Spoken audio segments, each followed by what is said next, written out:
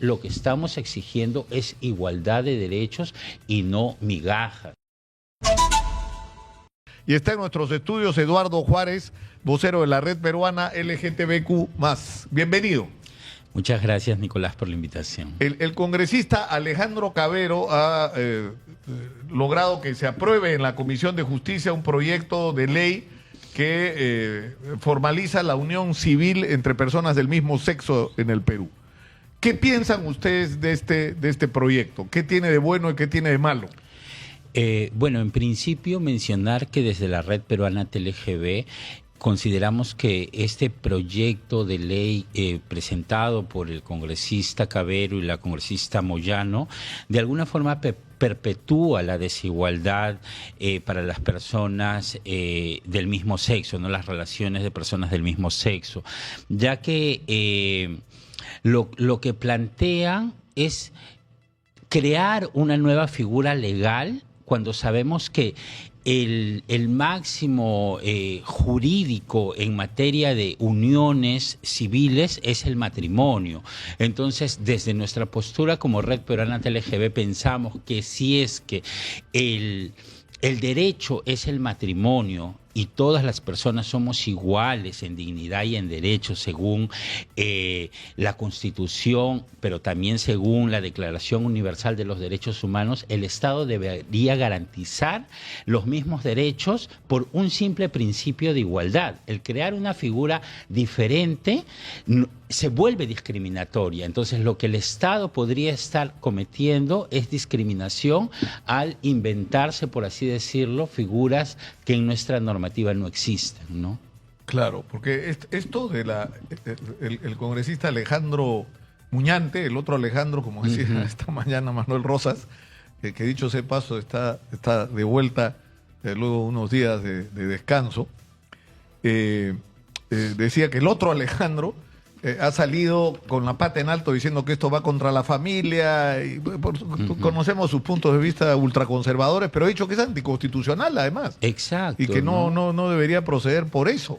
Pero desde la otra orilla de la de ustedes, ¿no es cierto? En el lado... Exacto, ¿no? Pero, ellos consideran que el ser gay es un pecado, mirado desde el punto de vista religioso, ¿no es cierto? Exacto, pero lamentablemente para su mala suerte, nosotros vivimos en un Estado laico donde las políticas públicas son para todos, los derechos son para todos y las creencias pues son personales, ¿no? Él puede creer y está en su legítimo derecho de pensar y de compartir las creencias que desee con él mismo, su familia, pero no puede imponer esto a la ciudadanía en general, ¿no? Nosotros pensamos que este proyecto de ley, si bien reconoce derechos patrimoniales y sucesorios, ¿no? Como pensión, herencia, etcétera, pero nosotros lo que exigimos es también un reconocimiento social y un reconocimiento a nuestras familias, ¿no? Familias que existen. Te comparto un dato, por ejemplo, en el 2020 se recoge un informe sociodemográfico de familias homoparentales del 2021 hace mención que aproximadamente existen 39,000 familias de personas del mismo sexo en nuestro país, ¿no? Entonces, desconocer esto y sumado a ello, por ejemplo, en múltiples ocasiones tú me has invitado a tu programa para hablar de las bodas simbólicas, el amor no discrimina, que hacemos cada 14 de febrero la Red Peruana TLGB. Nosotros en estos últimos 22 años hemos registrado aproximadamente 300 bodas simbólicas, ¿no? Y que no son legales, son simbólicas, pero a pesar de ser simbólicas, las personas le dan un valor a estas uniones, ¿no? Entonces es porque hay una ausencia, un desamparo del Estado del reconocimiento de sus uniones, de sus familias, de su amor como personas. Ahora, lo que me ha sorprendido es que en la mañana, en una entrevista también con Manuel Rosas, un vocero de la comunidad decía, de la comunidad que organiza la Marcha del Orgullo, decía que hay como una señal discriminatoria, que es que tú para la unión civil no vas a la municipalidad, vas a la superintendencia de registros públicos. Es decir, que si tú quieres hacer, por ejemplo, una ceremonia, tienes que traer al registrador público o ir a un o sea, ¿cómo va a ser eso? No o sea, es... vas a tener que ir a una notaría, porque ¿qué va a ser? ¿Un trámite notarial? Exacto, ¿no? Entonces lo que estamos viendo es que la propuesta no nos está reconociendo igual ciudadanía que cualquier otro ciudadano y ciudadana peruana, ¿no? Entonces eso es preocupante porque estás reafirmando que vivimos en un país desigual, en un país que excluye a determinadas personas por su orientación sexual, por su identidad de género o por X cosas, ¿no? Entonces yo creo que eso es algo que debemos también cuestionarnos, ¿no? Cuestionarnos no solo, en este caso, desde el Estado, sino también desde la ciudadanía, ¿no? Los colectivos, ya han sido múltiples colectivos, como tú mencionabas, el colectivo Marcha al Orgullo, el colectivo Más Igualdad, el movimiento homosexual de Lima, la red peruana TLGB, que nos estamos pronunciando porque consideramos que lo que estamos exigiendo es igualdad de derechos y no migajas, ¿no? Frente a esta iniciativa presentada por el congresista Cavero. Ahora, esto que dice Alejandro Muñante oponiéndose al proyecto, ustedes son conscientes de que es compartido por un sector de la sociedad, ¿no es cierto? Que esto es un tema que le resulta a alguna gente muy controversial. Y eso, o sea, la percepción de la población no puede ser la balanza para garantizar derechos, ¿no? O sea, por ejemplo, a mí me parecería descabellado llevar a un referéndum este tipo de iniciativas cuando sabemos que, como lo mencionan muchas personas en la entrevista, ¿no?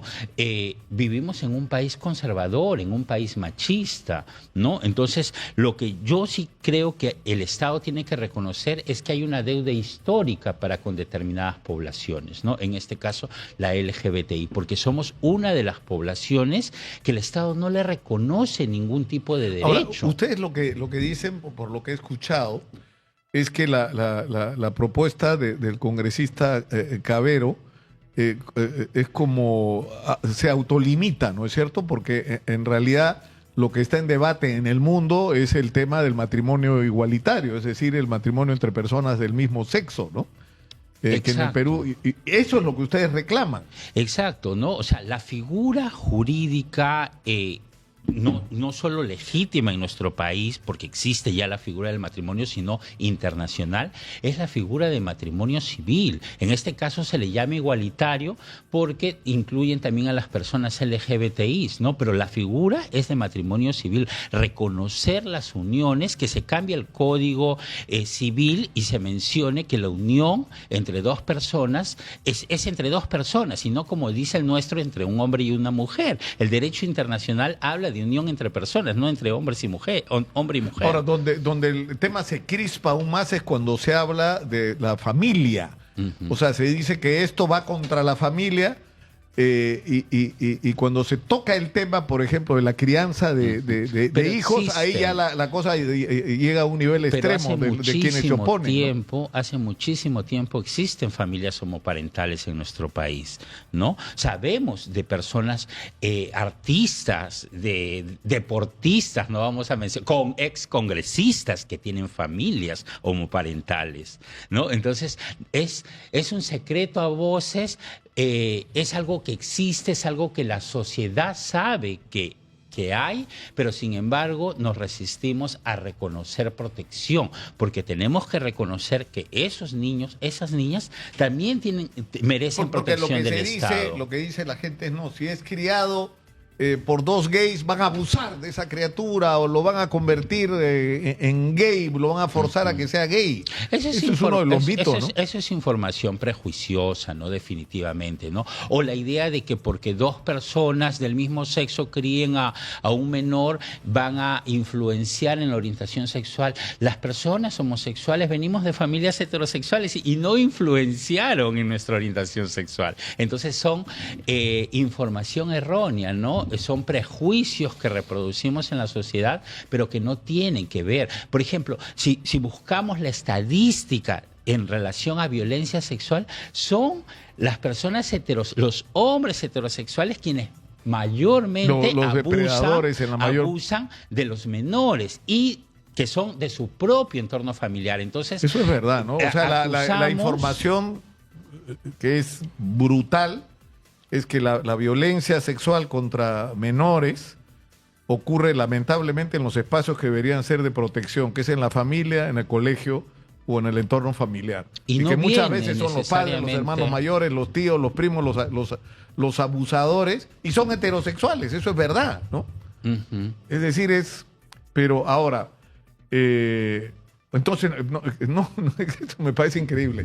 O sea, Alejandro Cavero va a llevar esto porque ya se aprobó en la comisión, esto va a ir al pleno, en el pleno se va a dar un debate feroz entre extremos, pero ustedes no van a respaldar la iniciativa, pese a que ustedes mismos reconocen que tiene avances, es decir, el reconocer, por ejemplo, hay situaciones absurdas, hay que tomar una decisión médica sobre una persona que es pareja hace 20 años de otra, y esta persona que es su pareja no puede decidir, tomar decisiones médicas sobre esta persona o no puede heredar de esta persona con la que ha compartido una vida entera. Exacto, ¿no es cierto? No podemos desconocer, ni recibir la pensión de la persona con la que ha convivido. No podemos desconocer de que si es que este proyecto prospera va a beneficiar a un sector LGBTI, pero no a todos, ¿no? Y esa es la preocupación mayor de nuestras organizaciones, ¿no? Lo que buscamos es una iniciativa que proteja a todos y a todas las personas LGBTI, ¿no?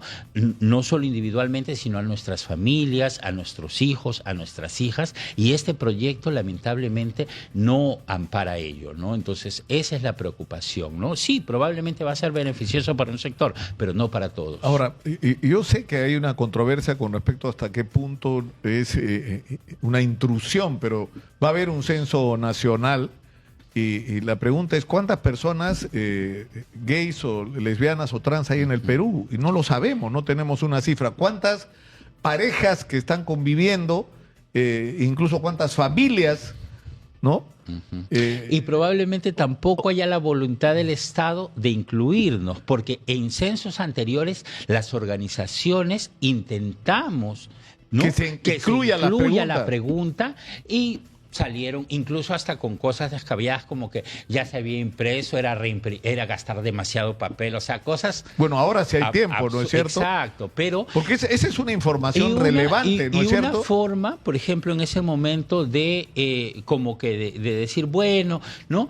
Fue que se sacó la primera encuesta que fue virtual, ¿no? Y que fue una encuesta poco representativa, pero que ya daba algunos indicios de la realidad o de la situación de las personas LGBTI, ¿no? Posteriormente el Ministerio de Justicia sacó una segunda encuesta, pero lo que debería plantear el Estado es, como tú dices, incluirnos en el censo para que realmente se diga qué porcentaje realmente somos de la población, porque según Ipsos en el 2020 estima que somos 2 millones de personas, pero también es un subregistro, ¿no? Entonces, claro. Pero el día que el censo recoja realmente cuál es el estimado de población LGBTI, podremos exigir con mayor legitimidad probablemente este tipo de iniciativas. Alguna vez vi una proyección estadística que decía que una de cada 10 personas en el Perú era...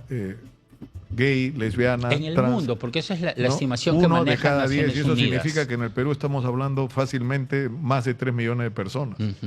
El problema es que si el INEI incluye la pregunta, esto va a dejar de ser una incógnita, ¿no?